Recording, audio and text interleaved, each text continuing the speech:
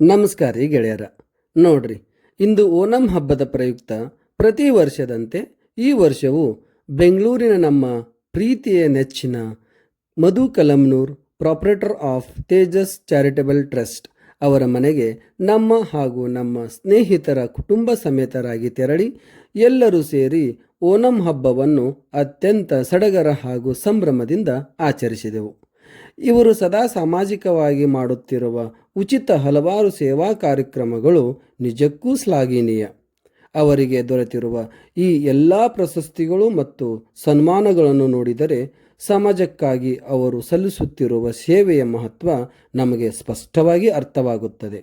ಇಂತಹ ಮಹಾನ್ ಸೇವಾ ಮನೋಭಾವದ ವ್ಯಕ್ತಿಗೆ ಭಗವಂತನು ಆಯುಷ್ಯ, ಆರೋಗ್ಯ, ಐಶ್ವರ್ಯ ಹಾಗೂ ಸಕಲ ಸಂಪತ್ತನ್ನು ಕರುಣಿಸಿ ಇನ್ನೂ ಸಾವಿರಾರು ಜನರಿಗೆ ಸಹಾಯ ಮಾಡುವ ಶಕ್ತಿ, ಸಾಮರ್ಥ್ಯ ಮತ್ತು ಅವಕಾಶವನ್ನು ನೀಡಲಿ ಎಂದು ಹೃತ್ಪೂರ್ವಕವಾಗಿ ಆ ದೇವರಲ್ಲಿ ಪ್ರಾರ್ಥಿಸುತ್ತೇನೆ.